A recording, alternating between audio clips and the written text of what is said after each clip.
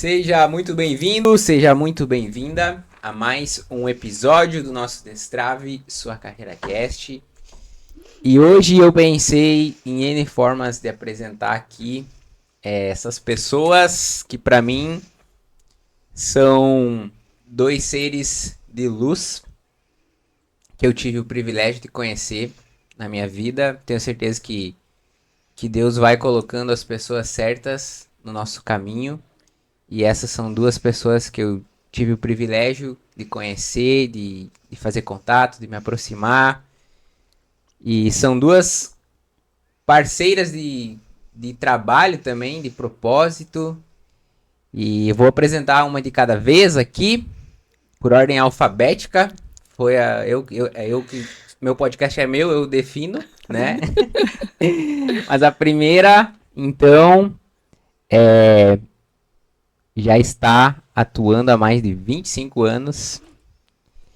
Ela é membro do programa de neurociência, especialização em neurociência afetiva. Isso. Também, especialista em TCC.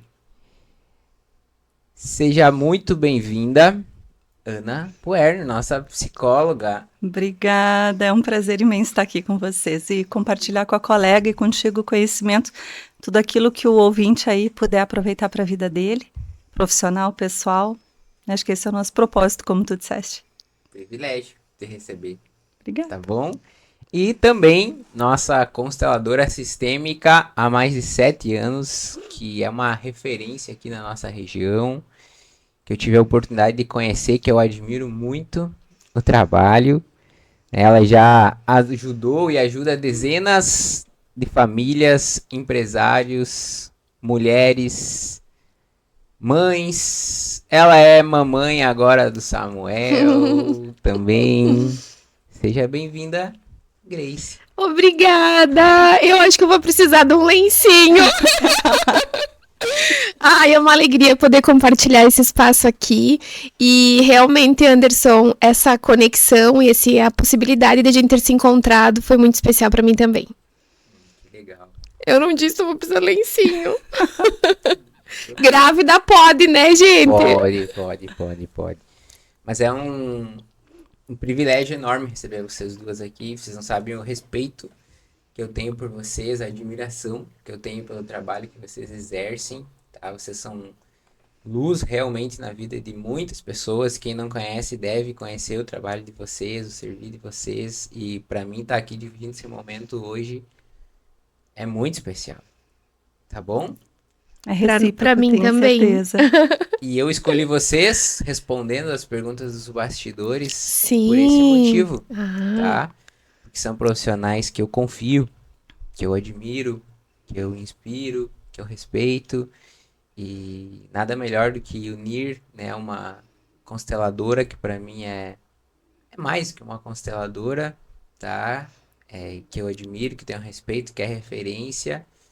E uma psicóloga, além da experiência, é uma pessoa humilde, com um coração gigante, que sabe tanto, que tem tanto para nos ensinar também. Então, eu senti no coração que é uma oportunidade única.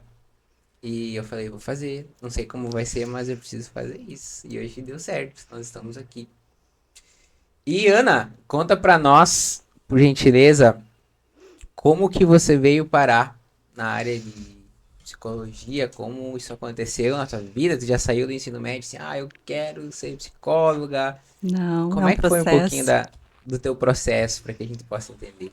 Então, não sei se a gente pode ficar até a meia-noite aqui, porque é o seguinte, a única certeza que eu tinha desde criança, isso eu digo que foi muito genuíno, porque foi uma prática familiar, né, que é o servir, como tu diz, é o cuidar, é o ato de cuidar.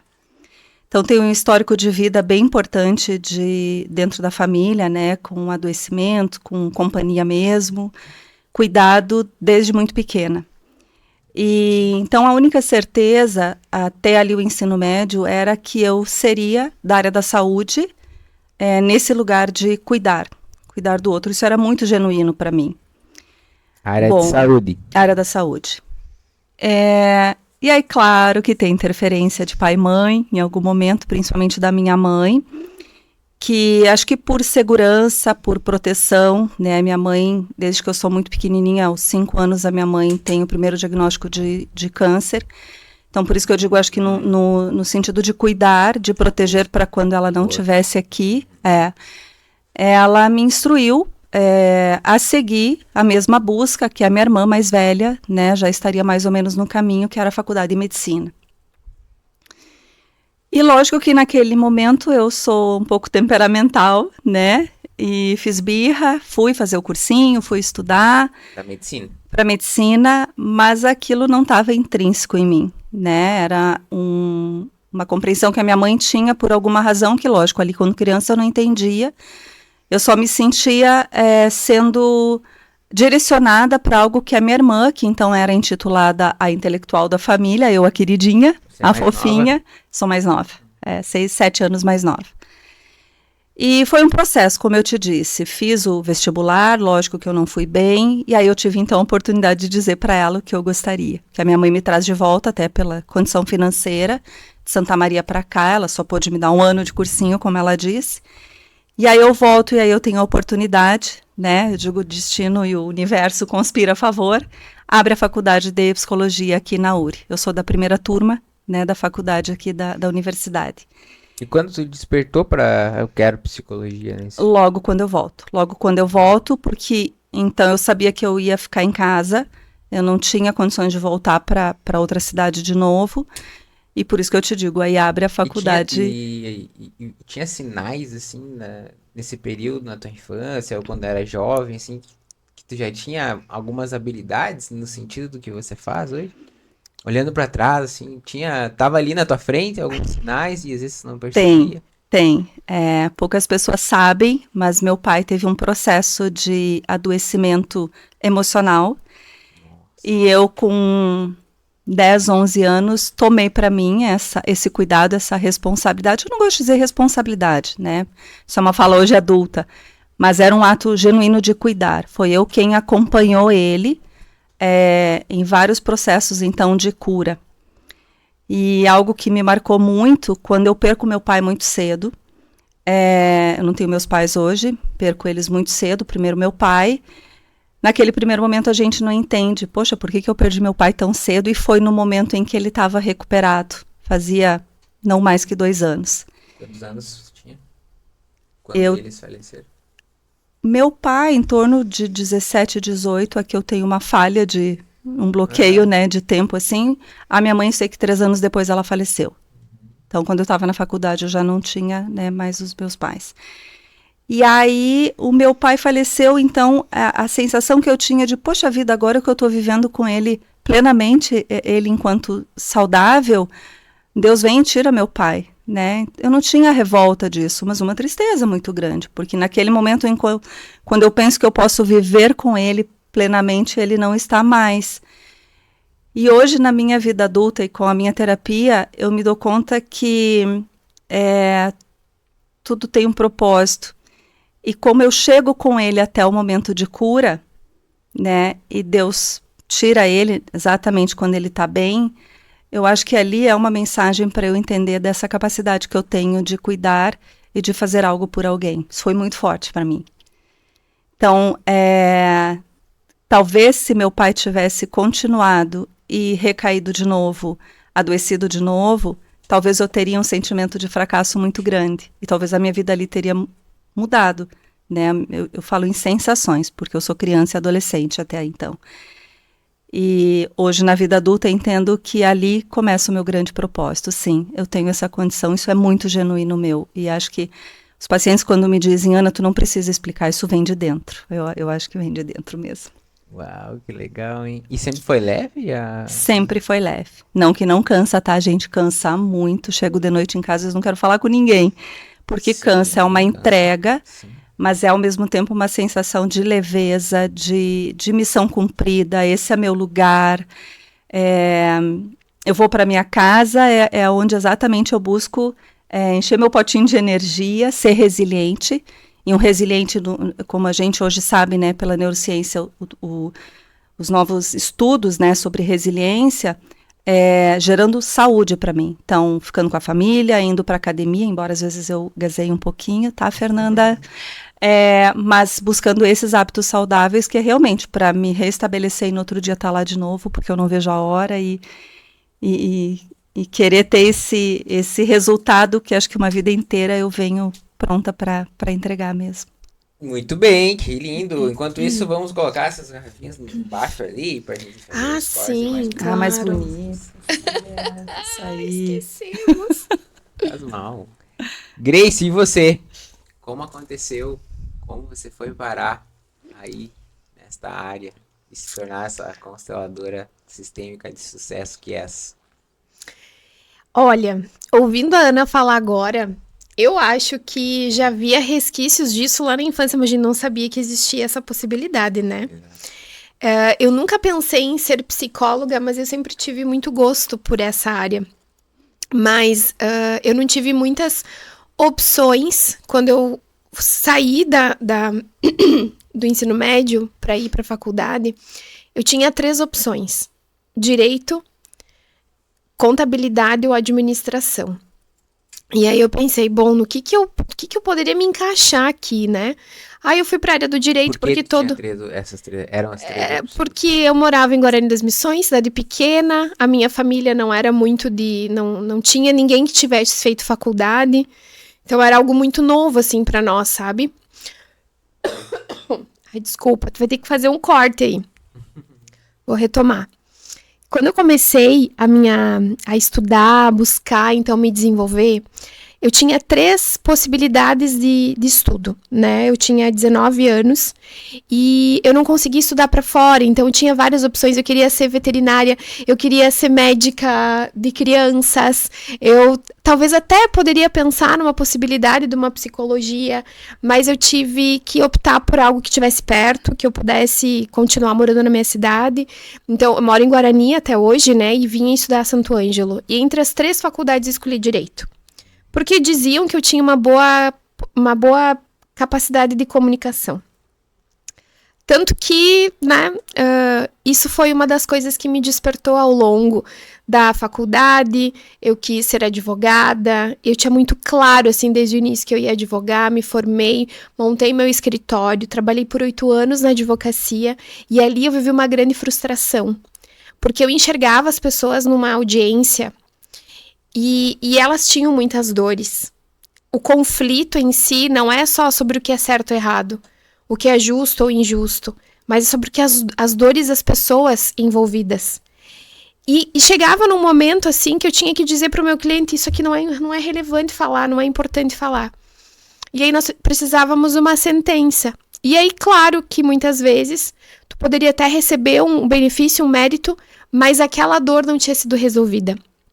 Então, eu vi vários casos... Acontece até hoje, até né? hoje. Sabe? Então, assim, vários casos, especialmente de família, que eu via que as pessoas, elas brigavam, às vezes, por uma geladeira, por meses, por anos. Mas não era pela geladeira, era para ter contato ainda com aquela pessoa. Era para não encerrar aquela relação. Aí, relação com filhos, nossa, assim, era muito sofrimento. E aí, eu começava a me ver, assim, não no papel de uma pessoa que gostava do conflito ou que ia lutar por aquilo até o fim, sabe? Eu era muito mais de cuidar dos clientes, essa parte emocional. Então, eu fui buscar recursos, eu pensei, eu tenho que me desenvolver aqui. Era para o emocional das pessoas, né? Só que isso não era visto dentro dos tribunais, né? E aí eu pensava, bom, aqui dentro do meu escritório, de repente eu posso fazer alguma coisa diferente com essas pessoas, né? E aí eu fui buscar recursos. Nesse processo, assim, eu sempre busquei especialização. Era assim, todos os meses de janeiro era o período que eu tirava para fazer especializações. E dentro dessas, de um curso que eu comprei, tinha uma que se chamava Direito Sistêmico. E eu pensei, nossa, tem que estudar a teoria dos sistemas, né? Achei aquilo, nossa, filosofia, um monte de coisa misturada. Eu pensei, não, mas vou fazer, já que estou aqui. E quando eu assisti a aula, não tinha nada a ver com teoria dos sistemas. Tinha a ver com constelação familiar aplicada ao direito. E aquilo pra mim me despertou, eu pensei, nossa, é isso que eu preciso fazer, é isso que eu tenho que levar pro judiciário, é isso que eu precisava. E aí eu comecei a estudar, já fui fazer formação. Depois que eu terminei minha formação, fui pro mestrado desenvolver uma teoria para justificar o quanto isso poderia auxiliar no judiciário. Então, assim, eu fui longe, sabe? Eu ia a Porto Alegre, nós criamos comissão de direito sistêmico, fizemos um monte de movimento. Nesse processo todo, eu fui entendendo que não era ali o meu lugar. Não era dentro do direito que eu faria a diferença na vida das pessoas. Estava fazendo, mas não tinha tanta força. E aí chegou um momento, assim, que eu entendi que estava na hora de fazer minha transição. E aí eu comecei devagarinho a atender as pessoas de forma individual. Com o mestrado, eu comecei a criar grupos para fazer as análises, né? Para ter dados, enfim. E aí comecei a criar grupos de constelação, comecei a gostar, no fim das contas. Eu acabei desistindo do direito. E comecei a trabalhar só com constelação, isso já fazem 7, 8 anos, e tô, assim, super realizada com essa escolha. Então, foi esse processo aí que... Você lembra, legal, você lembra qual foi o seu primeiro atendimento? Eu lembro, foi uma cliente minha que estava em processo de divórcio, e ela estava com muito sofrimento, ela no escritório ainda. Ela chegou para mim e ela disse, Grace, hoje eu não quero uma consulta jurídica. Hoje eu quero uma consulta desse negócio aí que tu tá fazendo, porque as pessoas já estavam sabendo que eu tava estudando, né? Daí eu, assim, fiquei muito, né? Não sabia, nunca tinha atendido ninguém, assim, de verdade, né? E aí eu disse pra ela, não sei, tu tá preparada mesmo? E ela, sim. E eu, então tá. Aí eu pedi uns minutos pra eu me estabelecer, organizei a minha sala, eu já tinha mais ou menos um material ali, e aí eu fiz o meu primeiro atendimento. Deu uma respirada. Nossa, assim, ó, foi muito importante, porque ela acessou muitas coisas, e ela acessou uma força que ela não tinha. Porque era uma relação, assim, muito abusiva, era difícil. Ela tinha que encontrar recursos nela para conseguir se fortalecer, para continuar. E isso foi, assim, ó, o divisor de águas na vida dela. Ela conseguiu realmente passar por aquele processo. Aí hoje eu acompanho a vida dela, né? Dou uma espiadinha, tá super feliz, vivendo outro relacionamento. Uma mulher de mais idade, então ela já tinha na época uns 50 anos, mais ou menos.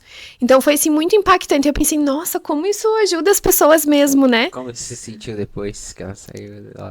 Toda vez, assim, que eu vejo que a pessoa acessa algo muito poderoso, eu me sinto incrível, assim. Parece que eu tô fazendo a coisa certa.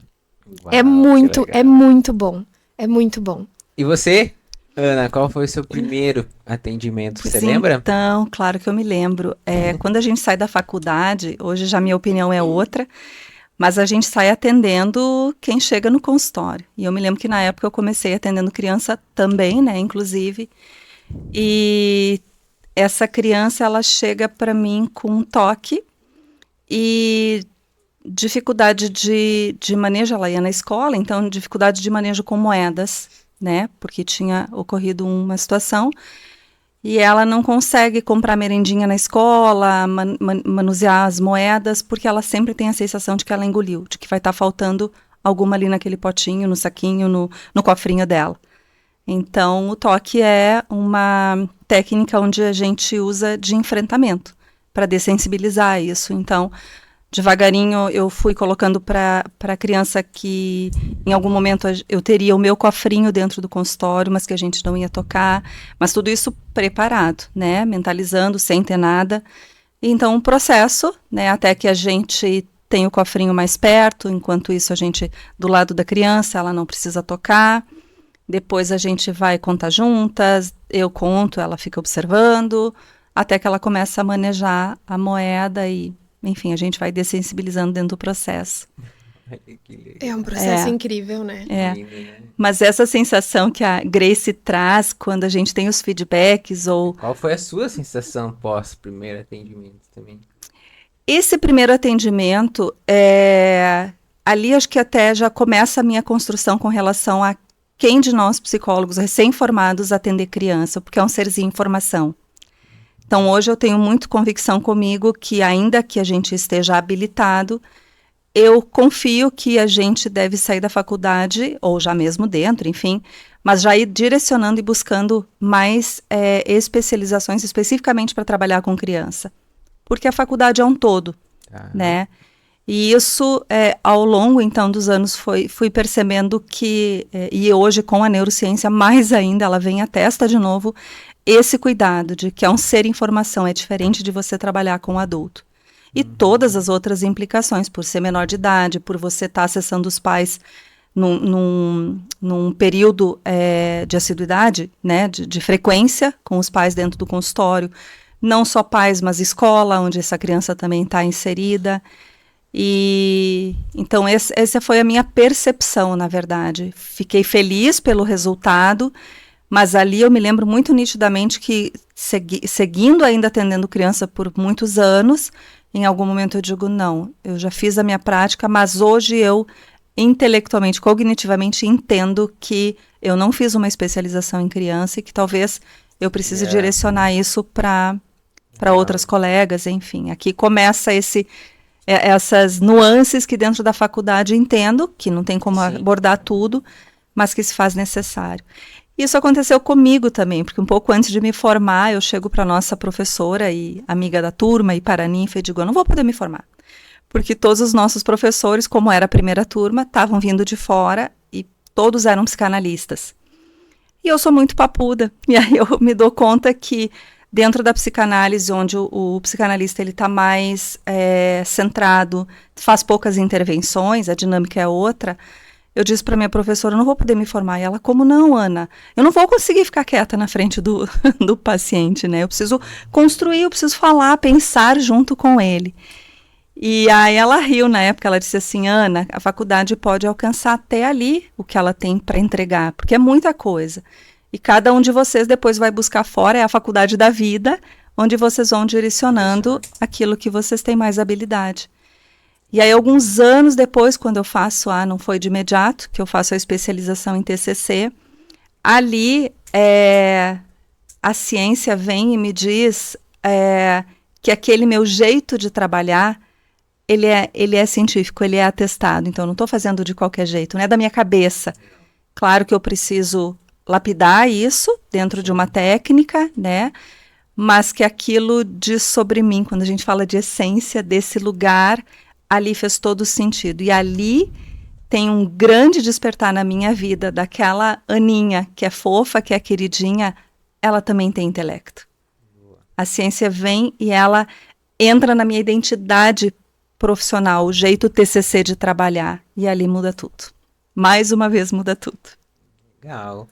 Grace, qual um caso que foi marcante para ti, dos que tu atendeu, assim, que tu lembra? Nossa, tem tem tantos. tantos, mas escolhe, Deixa eu pensar. Escolhe um. Nossa, me pegou desprevenida, Anderson.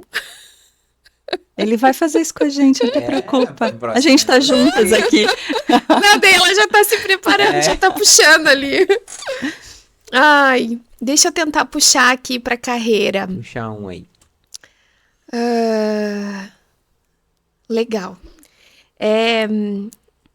Eu atendi, assim, ao longo desses 7, 8 anos, muitas histórias.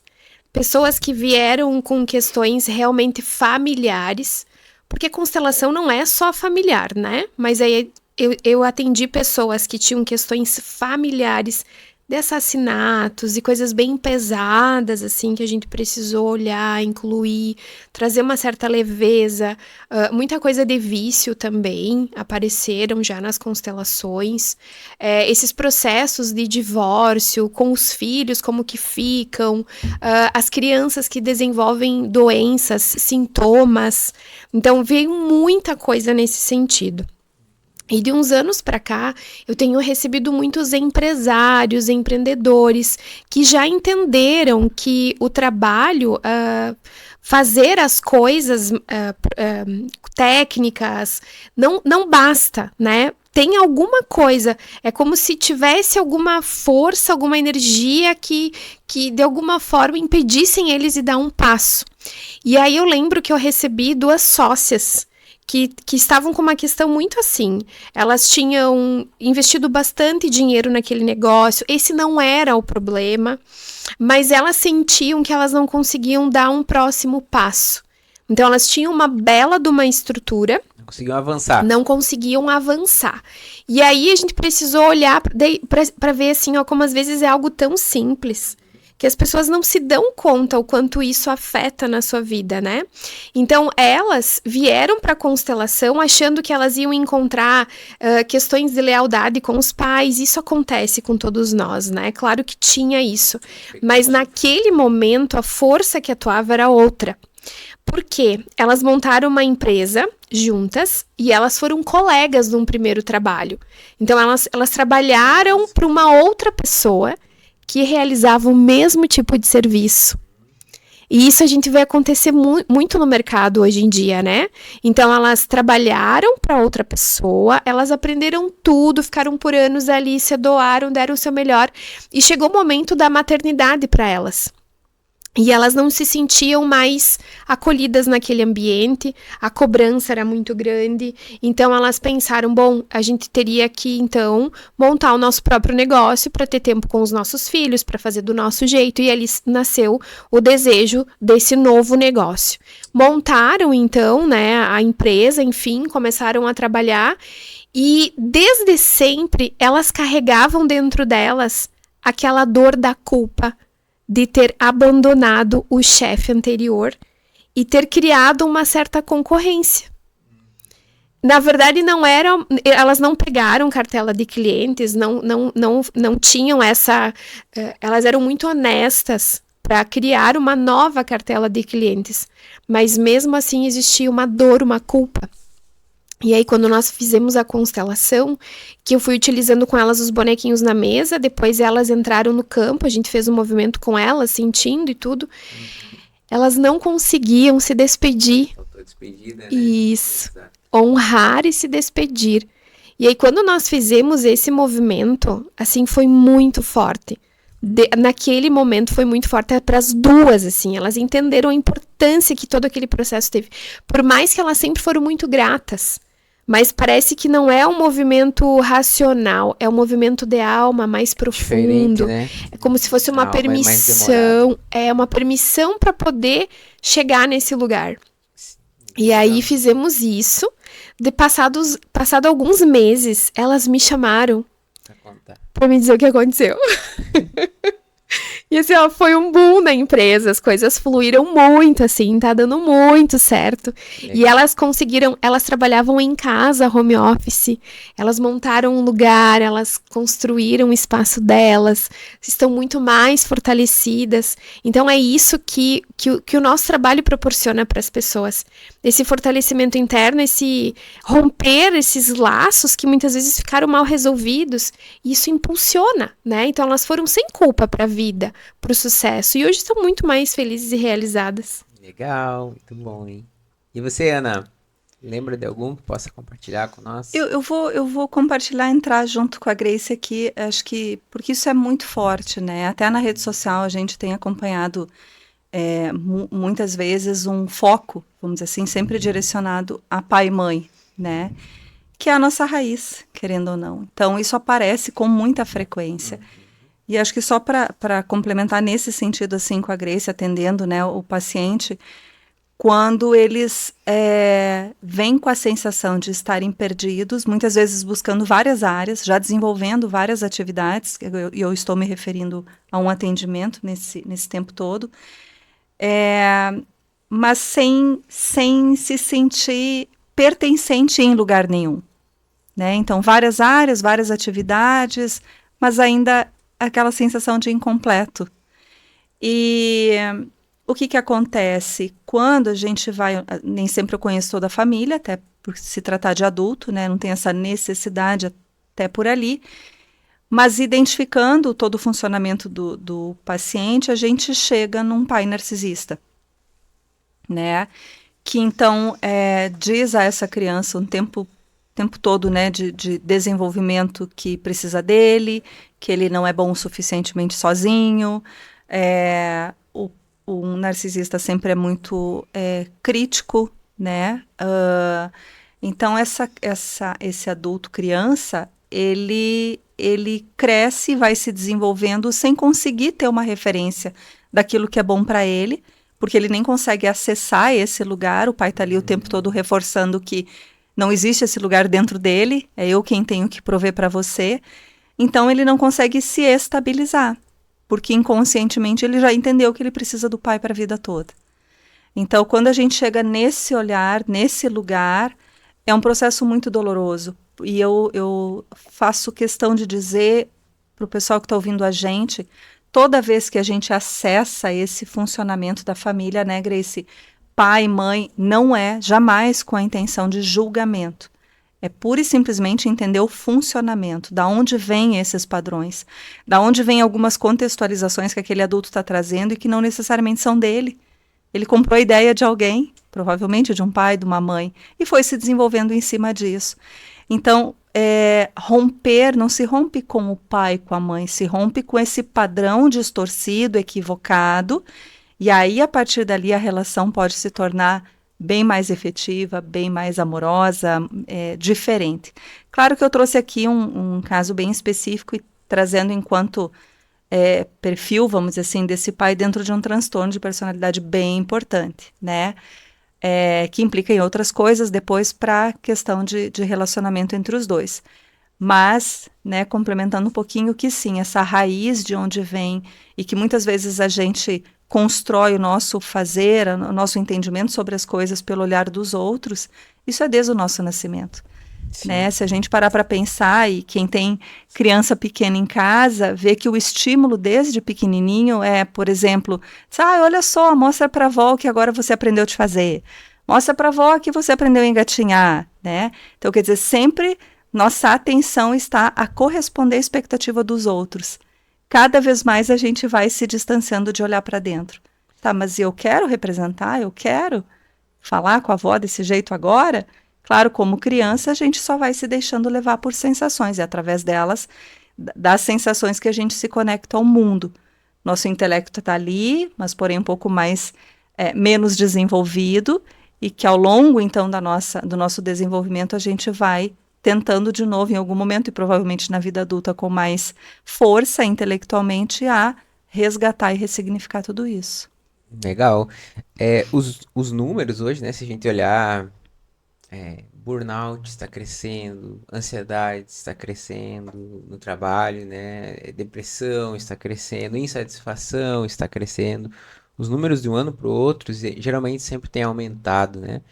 Pela experiência de vocês, quais vocês acham que são os principais pontos, assim, 2 ou 3 que são causas de tanto insucesso profissional, tanta insatisfação nesse sentido? Queria ouvi-las. Eu posso só abrir um parênteses, porque tu falou em exaustão emocional, tá? Uhum. Dentro dos últimos congressos de neurociência agora, no Canadá, Estados Unidos, Europa também teve, não me lembro onde foi agora, mas o conceito de exaustão emocional, ela andou, não é mudando um pouco, mas a gente tem um novo olhar para isso. Porque até então se pensava, a gente sabe que existe um degrau, né? O estresse natural é o estresse normal da vida da gente, todos nós temos, diante daquilo que é novo, a gente não está preparado. O estresse crônico é quando eu começo a entrar num pequeno sofrimento para dar conta de algo.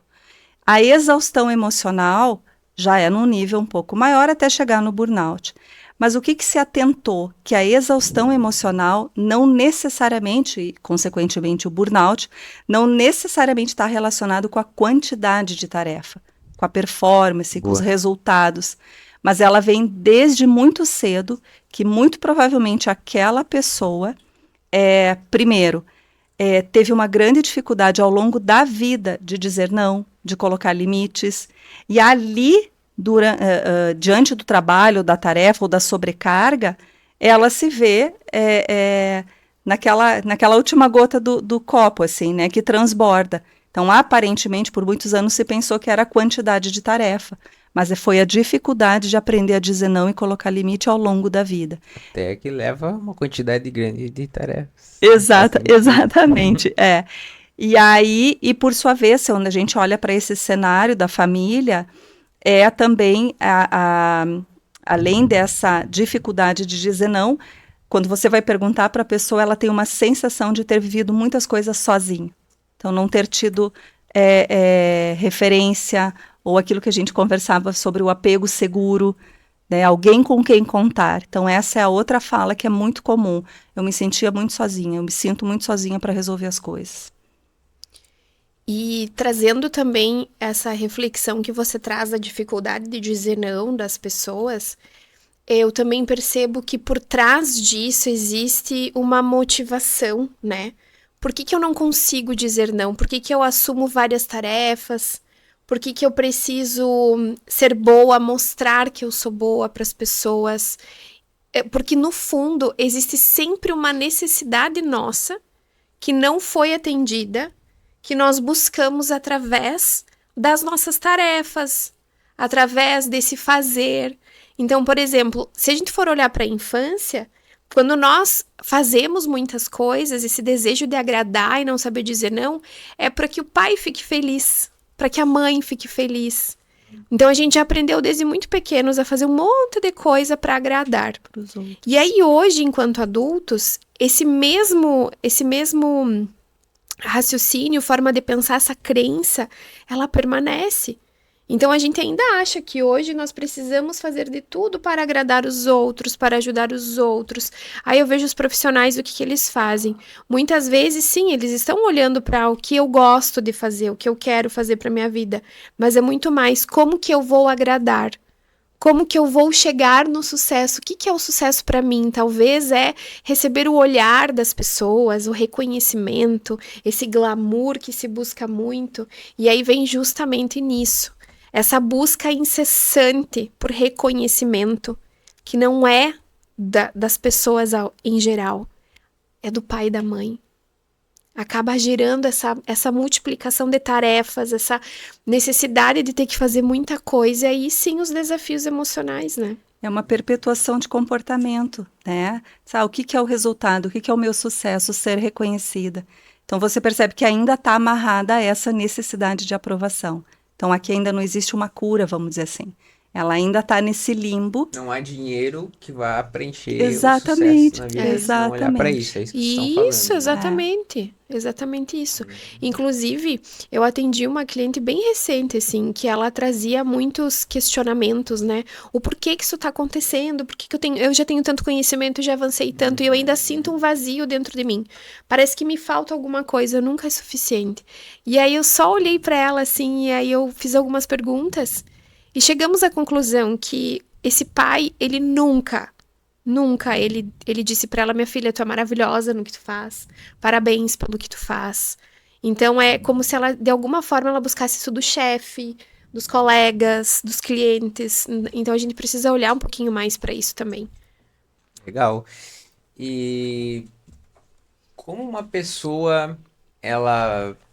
Vocês falaram muito aqui de buscar referências, né? Eu quero ter um sucesso na minha vida. Né? Se colocando no lugar da pessoa que está nos ouvindo, né? Eu quero ter um sucesso na minha vida, e a gente sabe, nós três sabemos que para a pessoa ter sucesso ela precisa estar em paz, né, com a história dela, enfim. E muitos não têm referência, né, de um pai saudável, de uma mãe saudável. O que vocês diriam para essa pessoa que ela tem vontade de trabalhar, ela tem vontade de fazer as coisas acontecerem, tem inspirações, mas ela não tem referência? Olha que interessante, se ela não tem referência, e a gente está até agora falando sobre que às vezes a referência ela interfere, mas que não necessariamente diz sobre a minha essência, a gente compra a ideia, né? Então chega muito próximo. Calma. Traduz o que você falou. Vamos lá. É importante isso que tu falou. A interferência, mas não traduz a nossa essência. Isso. Então, vamos lá de novo. Você fez a pergunta de como que uma pessoa que tem vontade, né? Ela está tentando, ela quer fazer alguma coisa, mas ela não tem a referência. Esforçada. Ela não tem a referência de pai e mãe, por alguma razão, tá? Se a gente parar para pensar, até aqui a gente está conversando sobre, entre aspas, ter, de certa forma, uma referência. O Porém, primeiro ponto, todo mundo tem que entender aqui que é preciso olhar para isso, né? Não há Exatamente. sucesso na carreira, na vida, sem olhar para isso. sem né? olhar para isso. Partindo do ponto, então, que eu sei que eu tenho que olhar para isso, mas eu não vejo as referências. Isso, é. Então, mesmo às vezes tendo a referência, esses pais, eu vou dizer assim, eles vão interferir no nosso desenvolvimento desde a infância. Porque quando criança somos só sensações. Então a gente está ali, eu digo que nem uma antena parabólica, nossa, agora eu até me dei minha idade, né? Mas tá tudo certo. Mas a gente está atento. Ai, para, Anderson. Até me perdi agora. Você estava Mas falando vamos lá. que quando nós somos crianças, nós somos emoções. Exatamente. Então a gente tem a Sensações. interferência, os pais vão exercer sobre a gente essa referência. E aí tu está me dizendo como fica a pessoa que não tem, por alguma razão, essa referência. O processo que ela vai passar, ele é muito semelhante. É dessa descoberta que, na infância, por sermos só sensações, e ela vai ter as sensações dela, tanto quanto do jeito dela, tanto quanto a outra criança que teve as referências. Aonde que está a diferença? Cada um de nós, seres, temos as nossas necessidades básicas, que a Grace falou agora há pouco, e o nosso temperamento. Não é personalidade. A personalidade ela vai se formando com o ambiente externo, com as relações socioafetivas que a gente vai desenvolvendo ao longo da vida, até 18, 20 anos mais ou menos. Tá? Necessidades básicas e... Temperamento. Temperamento é a genética. É aquilo que misturou do pai, mãe, da avó, né? Então, essa é a criança e com as suas sensações. Por que sensações? Porque logo que a gente nasce, a amígdala, hipotálamo é a região do cérebro que está mais desenvolvida. Então, é através dela que a gente faz a conexão com o mundo. Então, a gente vai só praticamente absorvendo. A criança não tem, mesmo adolescente, até 14, mais ou menos, começa a ter uma noção um pouquinho melhor. Mas tu parar para pensar que o nosso cérebro está completamente desenvolvido aos 25 anos...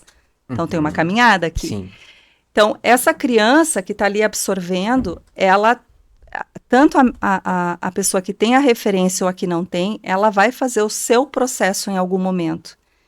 Que acho que essa é a grande sacada, assim. Nós, como adultos saudáveis, né, então, buscando uma psicoterapia, buscando uma boa leitura, buscando as melhores relações socioafetivas que ela pode trazer enquanto referência para a vida dela, mesmo que ela não tenha tido de pai e mãe, pode ter de um tio, de um grande profissional que ela admira, as inspirações que a gente fala, né? E vai em algum momento começar a desenvolver de forma mais intelectual, porque aqui ela já está mais madura, vamos dizer assim, o processo dela de desenvolvimento. Como se fosse se despertar. Isso, eu gosto muito dessa palavrinha, é um despertar. Então, claro que não é um processo fácil, nem para um nem para outro. Né? E isso que às vezes as pessoas pensam quando a gente vê na rede social uma pessoa bem-sucedida, nossa, como que ela conseguiu, como que isso estava tão pronto? Porque hoje, e inclusive a rede social traz esse equívoco de certa forma para as pessoas, que aquilo que a gente conversava, né, que uma receita, uma técnica, ela vai se ajustar a todo mundo. E não é bem Você tá assim. falando até agora que a pessoa que tá numa situação assim, primeiro ela tem que se tornar consciente. Exatamente. Se tornar consciente da situação que ela está, para depois buscar as referências nesse sentido. Só tentando deixar... porque tem muitas pessoas que têm muito resultado, que saíram lá porque você não é vítima da tua história, né? Exato. E é isso que as pessoas às vezes usam como uma desculpa para não ter sucesso. Porque eu não tenho uma referência de sucesso na minha família. Então, tá tudo bem. E aí, vamos pegar essa fala de vocês dois e vamos trazer para cérebro, para ciência, para o funcionamento. Porque eu insisto muito que a gente é corpo, mente e cérebro. Sim. Aonde que isso vai se organizar, vamos dizer assim?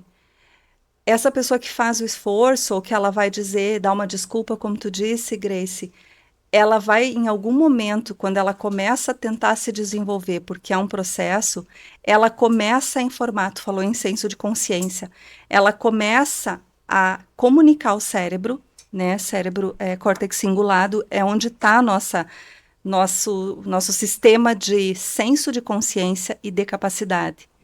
Então, o esforço que ela começa a fazer, e esse esforço diz do autoconhecimento, dessas referências novas que ela vai buscando ao longo da vida, inspiração na carreira, e não é uma linha reta. Eu vi em algum podcast ter uma grande, né, menina aí falando, a Ana, que é uma construção que ela vai fazendo, errando e acertando, mas repetindo muitas vezes. É algo muito novo. A pessoa não tem referência. Não é pronto. Isso. Não está Não tá internamente pronto. nela, na emoção dela, então ela tem que usar de outras referências ali para começar empurrando na emoção lá também. E a emoção, as sensações, que é o nosso sistema mais aflorado, mais desenvolvido, vai estar caminhando junto.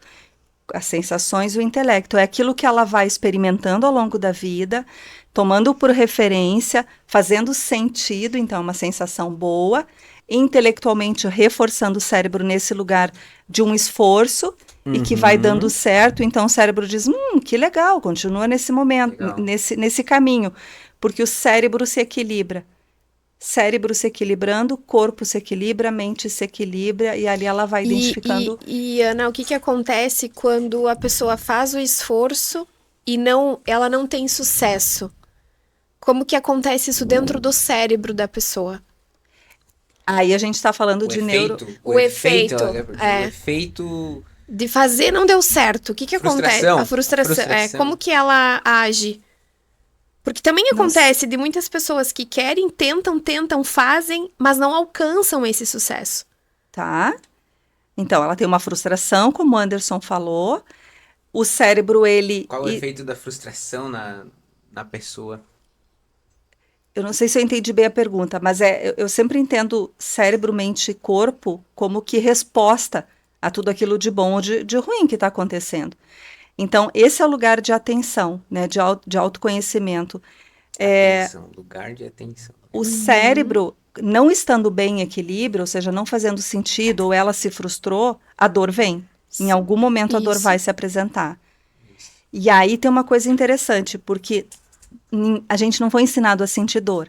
Né? Então, o que muito provavelmente acontece, e a gente vê isso todos os dias no consultório, são os anestésicos.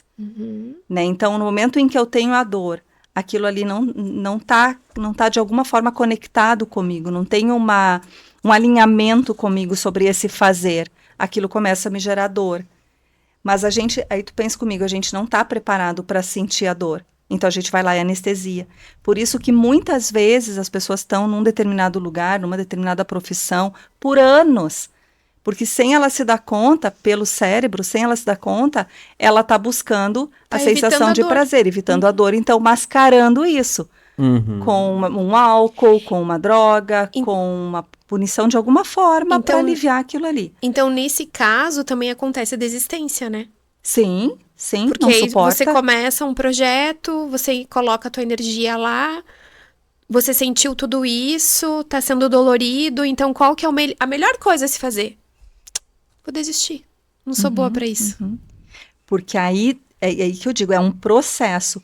Quanto mais a gente esforçar, errar, aprende com erro, como dizem, né? Se esforçar, não deu certo, volta, recua, tu vai fortalecendo esse senso de consciência e de capacidade. E tu vai te conhecendo por tudo que a gente já falou aqui, né? As sensações, o histórico de família, o desejo, tudo começa a se alinhar ou não. E o mais importante sempre é estar atento a isso. E as pessoas não como eu falei ali no início, desde criança a gente está sendo estimulado a perceber os outros, corresponder à expectativa dos outros.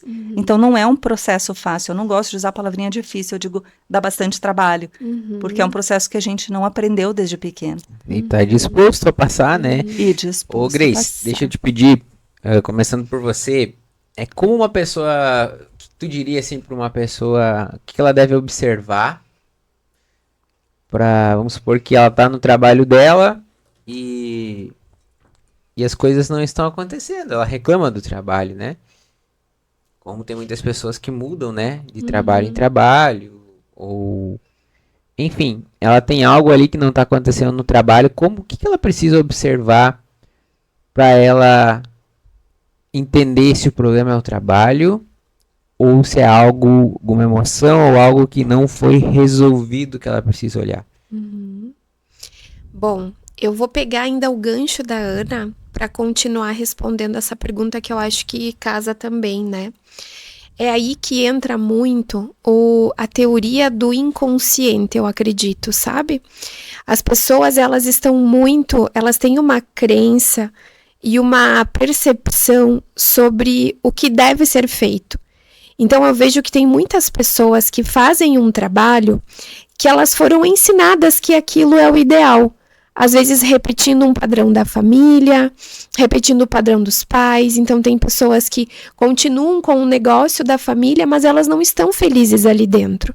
Estão ali cumprindo funções, cumprindo tarefas, dando sequência talvez àquele negócio familiar, mas elas não estão felizes. Ou então elas entendem assim, que a minha capacidade é para fazer isso, eu não me vejo fazendo outra coisa. Então, só para complementar o que a Ana trouxe, que eu entendo que essa dificuldade do ser humano, né, de acabar se amortecendo e desistindo, ela também vem muito desse inconsciente. Eu não me sinto capaz de ser melhor que os meus pais. Eu não me sinto capaz de ser melhor que a minha família. Então, quando eu tô no meu ambiente de trabalho, eu passo por essa situação que tu me trouxe, não tô feliz.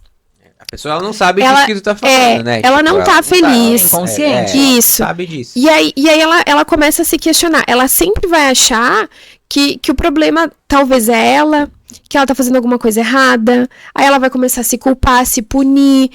Eu vejo muitas pessoas em autopunição e elas vão querer tentar controlar tudo.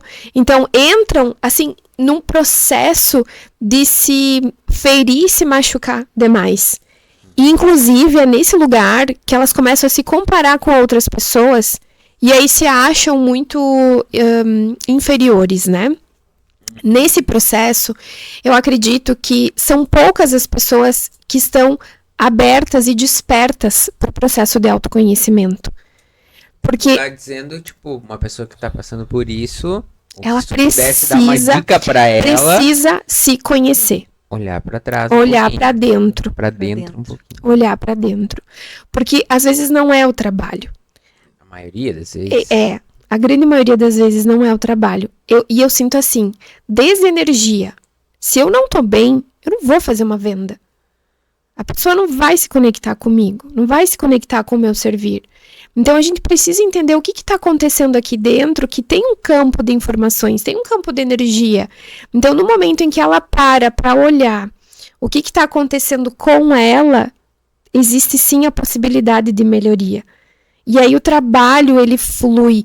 Aí seja, ou então para te continuar a ajustar o que precisa ser feito, dar essa guinada que tu precisa, ou para ver que aquilo ali realmente não é para ti.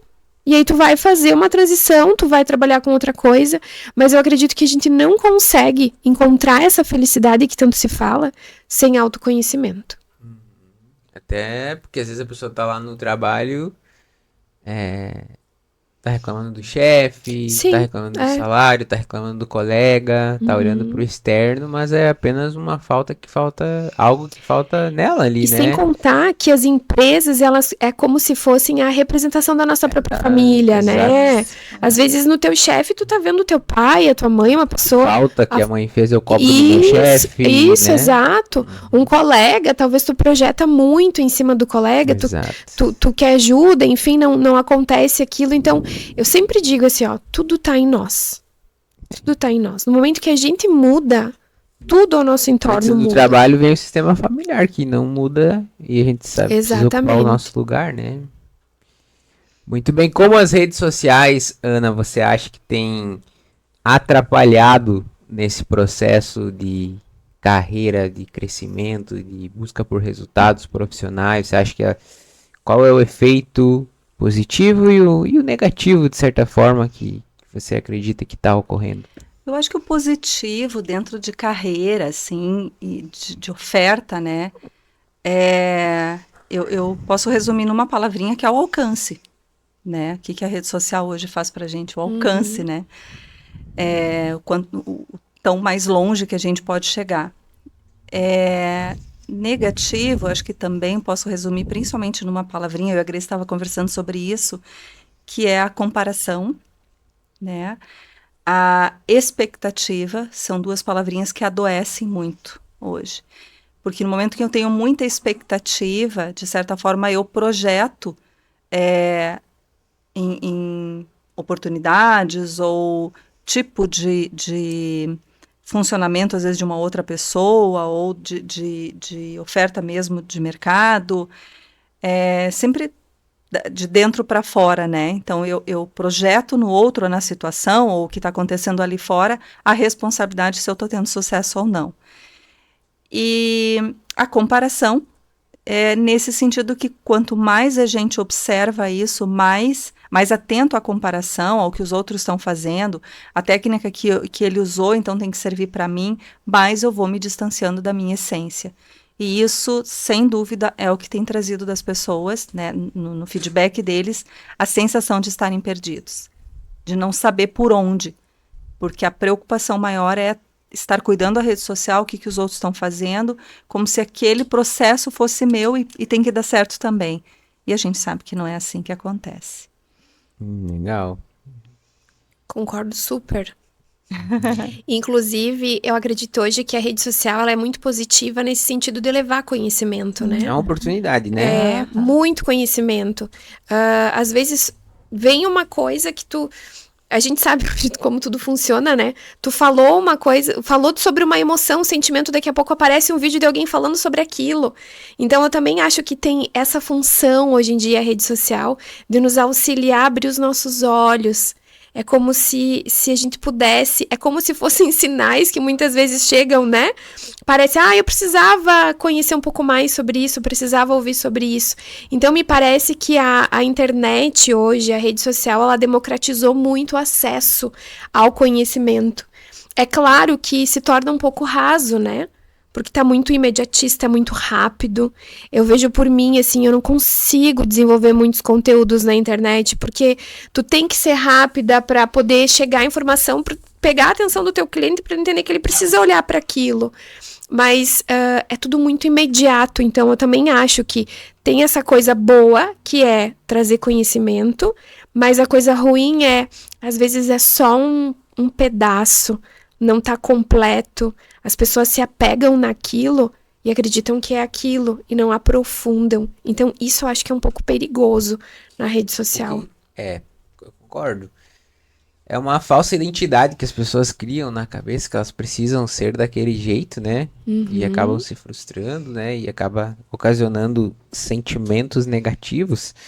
E o que uma pessoa que... Porque eu sempre digo, entrar nas redes sociais não é brincadeira, né? Não é brincadeira, não é pra qualquer um, né? Tu não pode achar que tu não olha pra tudo que a gente mencionou aqui antes e tu vai conseguir ser constante, que tu vai conseguir fazer um trabalho no longo prazo. Uma pessoa que, se pudesse dar uma dica, né, pra uma pessoa que tem essa vontade ou que tá começando nas redes sociais, em questão de saúde emocional mesmo, né? Antes dela começar ou para ela buscar ser mais constante, assim, qual dica que vocês dariam para essa pessoa, para ela conseguir fazer uma jornada saudável, né? E não uma jornada que mais prejudique a saúde dela, como acontece na maioria das vezes. Eu vou começar. Eu diria, não vista uma máscara. Porque é isso que está acontecendo hoje em dia. As pessoas, elas acham que elas precisam ser um personagem na rede social. Elas postam coisas bonitas, elas mostram só o que deu certo, só que tem, assim, eu acredito que 90% do tempo a gente não tá bem, né? Não tá vivendo só aquela beleza. Tem muito trabalho por trás, tem muito estudo, tem muito perrengue, tem muito cansaço. Isso a gente não mostra, né? Normalmente nós só vemos as pessoas postando coisas bonitas, viagens quando deu certo, um case de sucesso, mas eu não vou colocar quando eu tô lá estressada, quando eu tô chorando, eu não vou me mostrar chorando na rede social, uma cara inchada, sem maquiagem, né? Isso é difícil porque acessa o nosso estado de vulnerabilidade. Eu acredito que a gente não precisa expor tudo isso. Não é isso que eu quero dizer, mas no sentido de ser verdadeiro, de ser real. Porque se a gente tá fazendo esse trabalho na internet, de incentivar as pessoas a se conhecer, a buscar, a evoluir nesse sentido, a fazer esse processo de olhar para a dor, eu preciso também mostrar que eu fiz isso, que eu faço isso. Primeiro eu faço isso. Primeiro eu antes de faço, eu entrar. vivo Exato. isso. Para depois, porque é muito. É justamente isso, assim, é muito errado as pessoas se comparar com o palco do outro, mas não enxergou nada do bastidor. Então, eu acredito que para começar, isso inclusive eu falei para uma cliente, ela tem vários recursos, ela tem tudo para dar certo, e ela estava criando assim uma ilusão de que ela tinha que postar o post mais bonito, tinha que fazer o design mais lindo, ela não se via naquilo, não via a essência. Eu disse para ela, mas o que tu tá fazendo que mostra quem você é?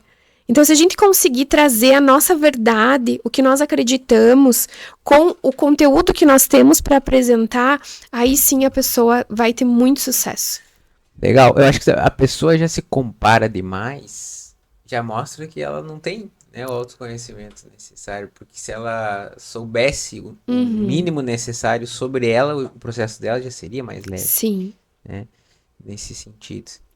Eu vou trazer uma dica aqui, né? Porque a gente está falando de autoconhecimento, de entrar para dentro, como resgatar essa essência que é da gente, prestar atenção nisso. A primeira palavrinha que me vem é o silêncio.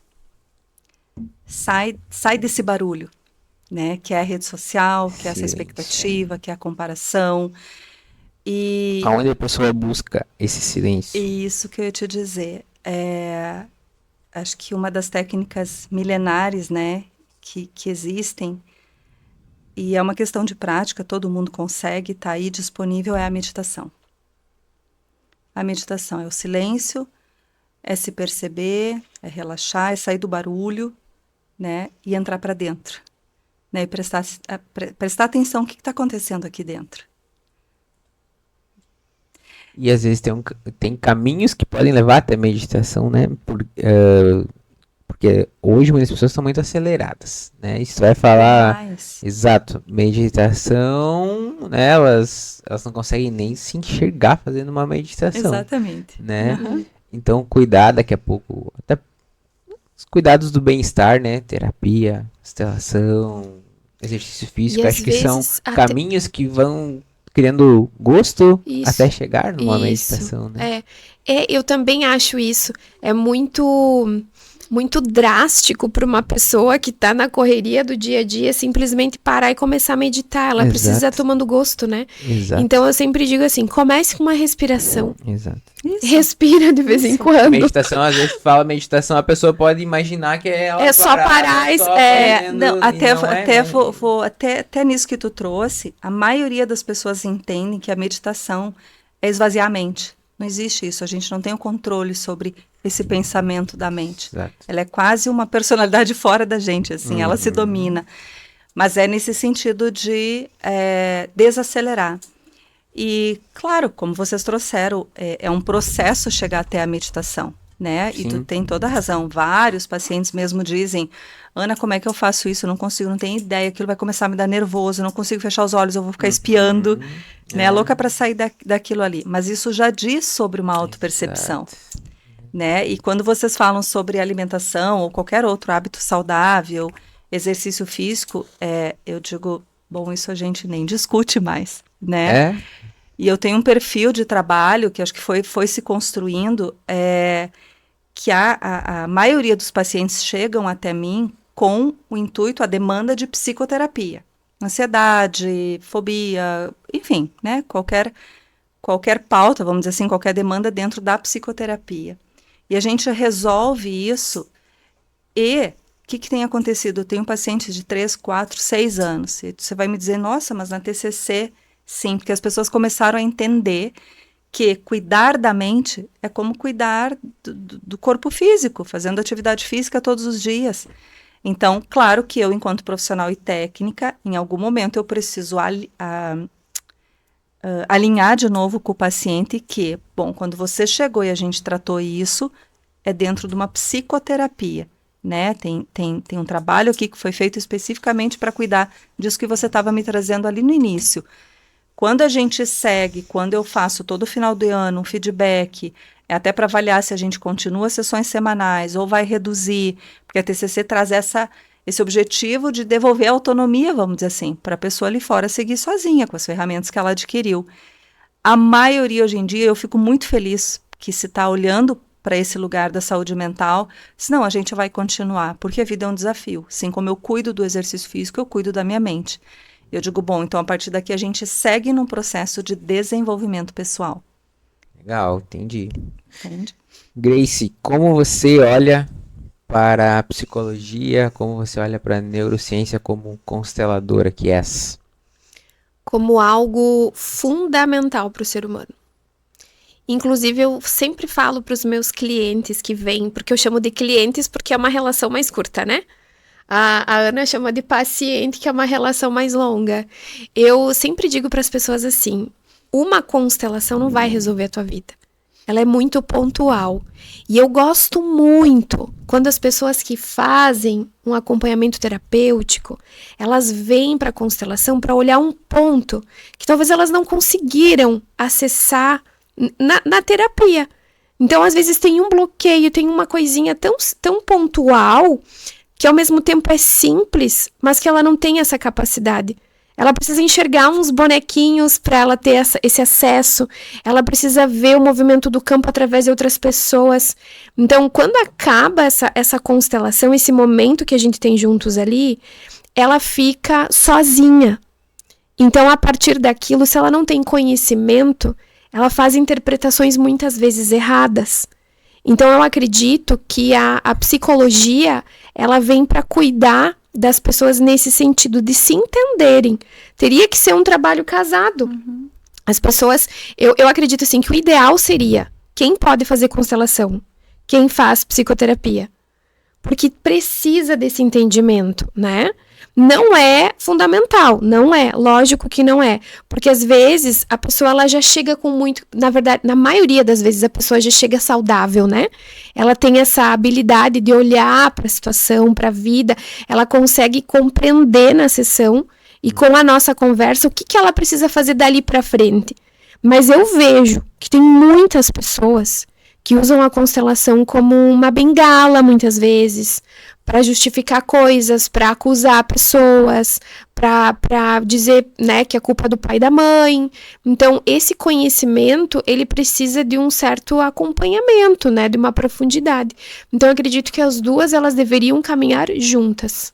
Legal. E você, Ana, como você vê a constelação, enfim? É muito do que a Grace traz, assim, o que acontece dentro do processo de terapia. Muitas vezes, assim como eu encerro, né, vamos dizer assim, do alta para um paciente, e eu digo, olha, acho que nesse momento você precisa olhar de um outro colega, seja um psicólogo, ou seja dentro da constelação, porque é uma leitura diferente da que eu faço. Então, humildade, né? A humildade, né? Uhum. A pessoa vai...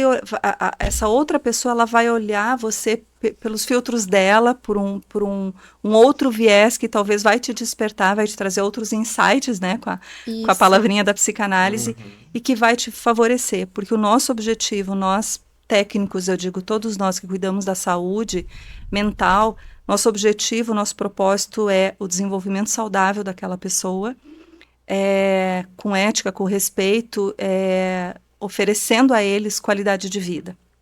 Então, acho que todos nós temos esse princípio, né? Acontece toda semana no consultório, pacientes que dizem, Ana, eu estou pensando, ou já fiz a constelação, estou pensando em fazer. Eu e a Grace, a gente estava conversando sobre isso, mesmo como na minha profissão, colegas psicólogos, e isso em todas as áreas, eu digo, você tem o direito, você deve buscar aquilo que faz sentido para você, primeira coisa.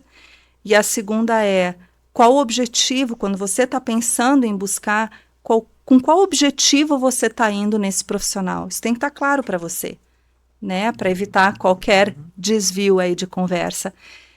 E o outro ponto, que é o que eu e a Grace a gente conversou bastante, qual é o profissional que você está buscando? qual é a formação que ele tem, qual é a referência que você tem, para que você fique nesse lugar seguro, né? Então, como a Grace diz, sim, dá para trabalhar junto.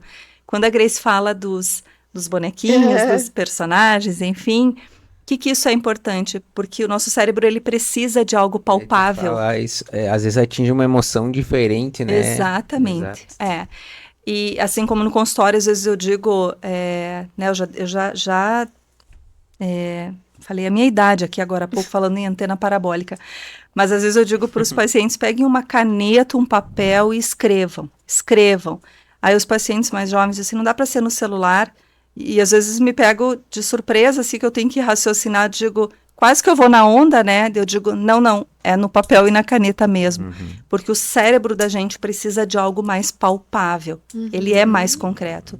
Então, quando a Grace vem com o trabalho dela, com esses bonequinhos, com os personagens, a pessoa está olhando e ela tem de forma mais palpável essa informação para internalizar uma clareza para se desenvolver.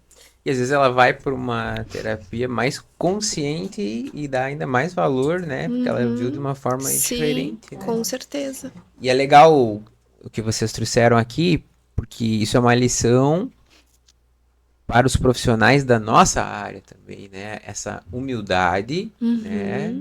Humildade, como a Ana trouxe, humildade de saber. Eu acho que tu vai para um colega porque daqui a pouco você vai conseguir ver de uma forma diferente. Por quê? Porque o primeiro lugar é sempre a pessoa que está ali, né?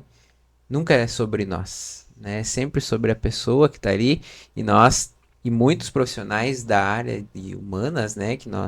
Da nossa área, eles se colocam às vezes num lugar que não é o deles, né? Então nós estamos ali para ser um vínculo e a nossa missão é que a pessoa siga, né? Para que ela continue. E às vezes a gente tem que cuidar para, como profissionais, não colocar, às vezes, o nosso ego, né? Não colocar o nosso apego.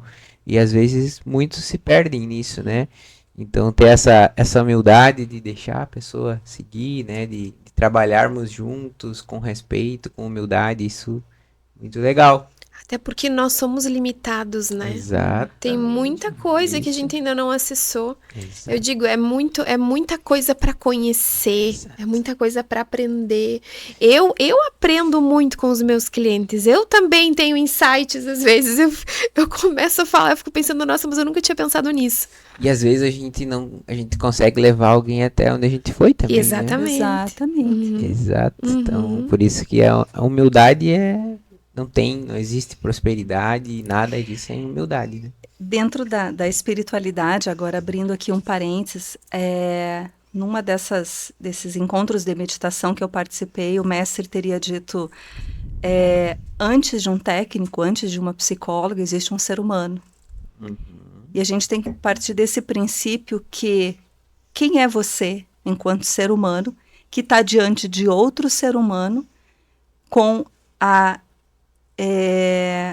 ideia, né, de que você vai curar outro ser humano se você está num mesmo nível de igualdade, com os seus sofrimentos, com as suas histórias, com as suas faltas. Que lugar é esse que você se coloca como suposto saber, como dizia Lacan, dentro da psicologia? Então, quando você fala de humildade, é sobre isso. Exato. Saber que antes de ter uma técnica, uma psicóloga, tem um ser humano ali, que também passa as suas histórias. Por isso que é tão importante, não são todos os colegas, infelizmente, que também têm o seu processo de terapia, né? Não só de terapia, mas às vezes de supervisão, para poder diluir um pouquinho. Porque, como eu digo, sempre antes do técnico está o ser humano ali. E a gente tem que estar muito atento. Olhar para a pessoa que vai te atender também. Né? Exatamente. Isso é uma coisa que a gente tem que fazer. Muito bem, Grace, uma dica poderosa para alguém que quer se tornar uma consteladora bem-sucedida, uma consteladora de resultado, de sucesso, que com a tua trajetória nesses 7, 8 anos, que se pudesse dar uma dica, qual seria? Dica, uma orientação, você que sabe. Eu vou muito pelo que eu vivo, tá, Anderson? Eu acredito, assim, que a gente precisa viver os processos. De se entregar, de se curar, de se permitir. Não se apegar só na teoria. Porque a teoria, ela é maravilhosa, ela nos dá estrutura, né? Para eu conseguir Não começar se um apegar só na teoria. porque eu tenho a estrutura Isso. para começar um atendimento, eu sei o passo a passo do que fazer, né? Se eu quiser ser uma consteladora só da técnica, eu vou ser. Tá. E eu posso ser ótima nisso. Mas eu vou me destacar se eu conseguir trazer a minha energia, a minha essência, a minha entrega, a minha alma para aquele atendimento. E isso só acontece quando eu saio da minha razão. Então eu preciso me conectar com outras coisas. Para mim, eu vejo assim, eu sou uma consteladora antes e depois da espiritualidade, inclusive. Algo que foi muito julgado dentro da constelação. Então, a gente precisa acessar essa essência que a gente trabalha há muitos anos, porque fica perguntando como que eu faço isso. Então, assim, esse se curar é olhar para minha criança, para as minhas dores, para os meus traumas. Eu fiz uma formação de trauma que me arrebentou, né? Me arrebentou na pandemia. Durante 2 anos eu fiz uma formação de trauma que me arrebentou, mas eu saí dali muito mais fortalecida e com essa aptidão para olhar para a dor do cliente que ele tenta esconder muitas vezes, né? Porque ele precisa ser forte. Então eu acredito que para eu ser boa, para eu ser melhor como profissional, eu preciso passar pelo processo primeiro. E assim, estar aberta a tudo. Porque uma das principais coisas que eu aprendi dentro da constelação é não julgar. Então, assim, por que eu não posso incluir coisas que eu acredito no meu trabalho? Eu não preciso trazer espiritualidade para dentro da minha constelação, mas eu sou uma pessoa espiritualizada. Eu trabalhei isso dentro de mim. Eu me conecto com algo maior. O meu servir é muito além de buscar um trabalho só para me sustentar, para realizar os meus sonhos. Então, quando a gente vem com essa visão do propósito real, me colocando a servir, as pessoas chegam. Porque elas não querem só uma técnica. Elas não querem só o que tu promete. Elas querem ver que tu é um exemplo. E aí eu digo assim para as pessoas. Hoje, eu não tenho placas de 1 milhão para apresentar, né? Porque esse nunca foi o meu intuito real, né? Mas a minha plaquinha de 1 milhão tá aqui. Porque eu lutei 12 anos, né? Tentando entender. O que o Samuel representa pra ti? A minha plaquinha de 1 milhão, de 10 milhões. Então, o meu bebê representa toda a prosperidade que muitas pessoas buscam financeiramente. Eu buscava isso. Então, essa é a realização do meu sonho. Você não vai me ouvir dizer assim que a pessoa tem que fazer dinheiro para ser feliz. Ela precisa saber o que para ela é importante. Para mim isso era importante, a minha família. Então eu vejo que tudo que eu vivi foi para chegar nesse momento. É como se fosse a contemplação assim de tudo, sabe? De entender que a minha infertilidade surgiu de uma potência muito masculina, que eu aprendi a ser desde criança, né? A minha referência de uma mãe muito masculina, uma mãe muito forte. Então eu me afastei totalmente do meu feminino. Eu não podia ser feminina. E aí, no meu casamento, eu trazia muito essa postura. Eu anulava, sem eu perceber, eu anulava o masculino do meu marido. Quando eu consegui entender tudo isso que a constelação me ensinou. Foi a constelação que me ensinou isso, assim, de forma muito mais clara. E eu fui aplicando, fui fazendo as mudanças. Nunca eu obriguei ele a fazer nada, mas quando ele fez um movimento dele, que a alma dele estava pronta, o Samuel chegou. Que aí pra mim foi... Você se sente mais apta por ter passado a ajudar outras mulheres que estão passando por isso também. Lembra que tu disse que eu só posso levar alguém aonde eu já fui? Aí eu pensava, bom, eu não me achava muita coisa. Hoje isso tá mudando dentro de mim. Então, tá sentindo um movimento, eu tô sentindo um movimento, porque assim, tem mulheres que chegam... literalmente. Mas é sobre isso. Tem muitas mulheres que se comoveram muito com a minha história, né? E elas chegam e elas também querem saber mais, elas também querem viver essa realidade. Então, eu entendo que hoje tá se mostrando um novo caminho para mim, que é para ajudar pessoas que querem realmente formar suas famílias. Então, eu acho que vem coisa nova por aí. Tá cheio de spoilers. E você, Ana?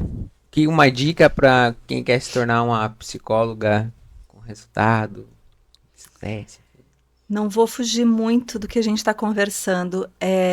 Sim, a formação, óbvio, é importante, nos que autoriza a gente a trabalhar, mas esse é o lado razão, racional, intelecto. É, não se perca na sua história, na sua essência, Essa é boa. né? Quanto mais grato você é aquele todo o processo que você viveu, mais genuíno se torna a tua entrega. E acho que é isso que conecta. É sobre isso que as pessoas precisam. Então a técnica está ali, a gente sabe o que a gente precisa respeitar, mas eu posso resumir, acho que numa palavrinha, que é a amorosidade. É nesse lugar que eu também vivo, que eu também experiencio com família, com filhos, nos meus desafios, nas minhas dores, olhando para isso, é que eu consigo ter, não é nem empatia, é compaixão. Então, me colocar no lugar do outro e aí com a técnica trazer, poder compaixão, né? Poder fazer algo que auxilia o processo dessa pessoa que está comigo também. Muito bem, muito bem. Acho que tudo que vocês chegaram até aqui, né? Porque vocês também se conectaram com a história de vocês. Acho que foi isso que vocês trouxeram ao longo da nossa conversa hoje, né? Como foi bater esse papo? Ai, maravilhoso. Ai, Poderíamos muito ficar bom. horas. Gostaram? Foi leve, tranquilo? Foi. E Foi Anderson, eu demais. quero também aproveitar e reforçar aqui, tu falou sobre essa questão de humildade, né? Da carreira, de uma indicar a outra. E tu é assim. Eu não, assim, ó, dificilmente a gente vê pessoas como você que dão espaço, abertura para outros profissionais. Eu não precisaria estar aqui, né? Mas você deu esse espaço, então eu vejo muita humildade em ti e eu quero te dizer que isso vai te levar muito longe. E eu desejo muito sucesso. E o que tu tá fazendo aqui também, né? De trazer essa oportunidade para as pessoas que nem te conhecem de alguma forma se beneficiar. Numa cidade pequena, numa região pequena que parece que tudo é tão difícil, né? Você tá lá, não tá medindo esforços e tá fazendo o teu melhor. Então eu quero te parabenizar e dizer que eu sou muito feliz por ter você na minha vida. Aprendo muito, tu também me motiva muito. Então, sou muito feliz em fazer parte e parabéns pelo trabalho que tu tem feito. Muito obrigado. Feliz de ouvir isso, ainda mais vindo de você. Tá bom? E você, Ana, também quero te não ouvir. tem, com Até se certeza. vocês têm uma dica que vocês puderem, assim, dá pra mim que pudesse somar também, eu tô no ouvidos aqui. Primeiro, agradecer, né, como a Grace trouxe, eu já digo um pouquinho diferente dela. Eu precisava estar aqui. Eu precisava porque, para quem está ouvindo a gente, eu e a Grace, a gente não se conhecia pessoalmente. E quando veio um convite, que a gente vai então fazer esse podcast juntas, nós duas entramos em contato uma com a outra para se conhecer, Verdade. para criar um rascunho do que a gente ia conversar. E eu digo que eu precisava estar aqui para desconstruir essa ideia de que ela precisa ficar no lugar dela e eu preciso ficar no meu. Eu acho que todos nós só temos a perder. Não preciso entrar aqui na questão de ética, de respeito, de alinhamento, enfim, acho que cada um sabe. E acho que é exatamente isso que o Anderson faz. Você, Anderson, faz a ponte de conectar todas essas pessoas e todos que têm acesso a você, de uma forma ou outra, seja pela amizade, quem tu é, a tua família, os teus amigos, e dentro do teu trabalho hoje, só tem a ganhar. Todos deveriam ter uma oportunidade, pelo menos uma vez na vida, de conversar um pouquinho contigo. E isso é muito genuíno. Eu acho que é através, eu uso muito essa palavrinha, né, genuíno, eu acho que isso vem da essência, e é através dela que eu me conectei contigo desde o início. E até me emociona, mas ali no nosso evento, né, que eu participei de você, num sábado, Acho tão nisso, porque é uma coisa que eu queria ter falado lá, e eu esqueci. A Ana, com mais de 25 anos, ela era a que mais Tava tava apreciando, Achei isso. tomando tudo. mas é que esse é o lugar, sabe, de aprender, de troca, e agora te dando uma dica, então, para o teu trabalho. Eu vou brincar com uma expressão que tu usou lá no sábado, que tu disse quando eu era pequeno, e tu disse, não, vou mudar minha fala, né, porque tu continua sendo pequeno. Para a rede social, leve a tua imagem do gigante que você é. É isso que as pessoas precisam conhecer. Ai, ai, muito bem. Aí Muito está. bom, muito bom. Fiquei emocionado vindo de vocês. Pra mim isso não tem preço, porque eu tenho uma admiração gigante por vocês mesmo. Sempre vou admirar, vou aplaudir, vou sempre estar no meu lugarzinho aqui aprendendo com vocês. Hoje eu aprendi muito e vou seguir aprendendo, acompanhando. Que você, Ana, siga teu caminho, ver você se desafiar, sair da zona de conforto com toda a tua experiência que você tem. Pra mim eu admiro muito isso. Eu vejo o teu esforço, eu vejo o quanto você se esforça pra isso e como se soltou e como tem evoluído tanto também. Pra mim isso é motivo de Esse é teu lugar, de Anderson. muita. E fala super bem dela, Tá maravilhosa. louco, Meu eu poderia Deus ficar do céu. horas aqui escutando ela, né? E você também, Grace, sim, só agradecer, ser de luz que tu é pra mim, né? Pra vida de muitas pessoas também. Tu não sabe o quanto eu fico feliz de ver você vivendo isso também, porque eu te conheci um pouquinho antes e dá pra ver, alguém deve ter te falado isso, né? Mas no teu semblante, a alegria que você Sim, está, a sim. felicidade que você está. Então, assim, não tem preço ver alguém que a gente quer tão bem feliz e que tu aproveite e desfrute muito dessa Sim. fase aí, porque tu já é uma mãe maravilhosa. Merece viver Obrigada. isso. Obrigada. Tá bom? Muito obrigado. bom. Obrigada. Ok. Pessoal, obrigado. Então esse foi mais um episódio aqui do nosso Destrave Sua Carreira Cast. Espero que você tenha gostado. Faça bom proveito e nos vemos aí no próximo episódio. E vamos!